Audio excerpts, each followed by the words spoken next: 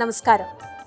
പർളിക്കാട് നൈമിഷാരണ്യം സഭാനികേതനത്തിൽ ശ്രീമദ് ഭാഗവത പരമതത്വ സമീക്ഷാ സത്രം നടക്കുകയാണ്. ഭാഗവതം ഒരു വ്യക്തിയിലേക്ക് എങ്ങനെയാണ് വരുന്നത്? ഭാഗവതം നമുക്ക് എങ്ങനെയാണ് പ്രിയപ്പെട്ടതായിത്തീരുന്നത്?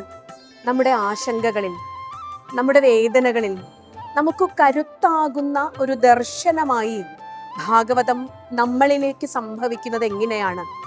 ഇതൊരു വലിയ പ്രക്രിയയാണ്.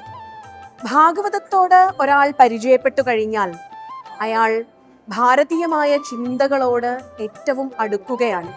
കാരണം ഭഗവാൻ ശ്രീകൃഷ്ണൻ നിലകൊണ്ടത് സത്യത്തിനും ധർമ്മത്തിനും വേണ്ടിയായിരുന്നു, നീതിക്ക് വേണ്ടിയായിരുന്നു. ഇത്തരം ഗുണങ്ങൾ ഒരു വ്യക്തിയിലേക്ക് വരുക കൂടിയാണ് ഭാഗവതത്തിലൂടെ സംഭവിക്കുന്നത്.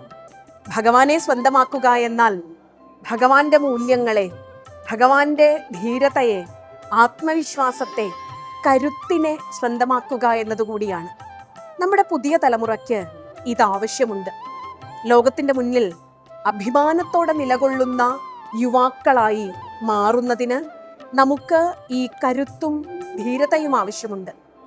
സംസ്കൃതത്തിൽ വളരെ പ്രസിദ്ധമായ ഒരു ഉക്തിയുണ്ട്. നിന്ദന്തു നീതി നിപുണ യതി വാസ്തുവന്തു ലക്ഷ്മീ സമാവിശതു ഗച്ഛതു വാ യഥേഷ്ടം അദ്യൈവ വാ മരണമസ്തു യുഗാന്തരേ വാ ന്യായാൽ പഥ പ്രവിചലന്തി പദം നധീര.